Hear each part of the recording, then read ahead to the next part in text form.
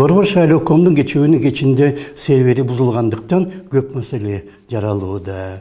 БШК төрайымы жана вице-премьердин айтымында эч кандай бузулуу деле болгон эмес. Жоңунун кайсы бир жадыбалда туура эмес маалыматтар жарыяланып кеткен жана алар ылдам эле оңдолду. Коопсуздук кеңешинин катчысынын айтымында болсо сырттан катуу хакердик чабуул жасалган серверге, бирок ал деле орчундуу бир далил келтирбейт. Атамекен партиясынын лидеринин айтымында ошол бузулуу болор алдында партия 70 миңден ашык добуш чогулткан. Бузулуудан кийин болсо андай добуштардын саны 40 миңге чейин түшүп кеткен. Карап көрсөк, анда ошол хакерлер, эгер алар чын эле болгон болсо, алар Кыргызстандагы оппозициялык партиянын добуштарын көбөйткөн. Андан кийин болсо кимдир бири ал добуштардын санын азайткан. Бул кандай болгондо дагы абдан орчундуу жана принципиалдуу нерсе.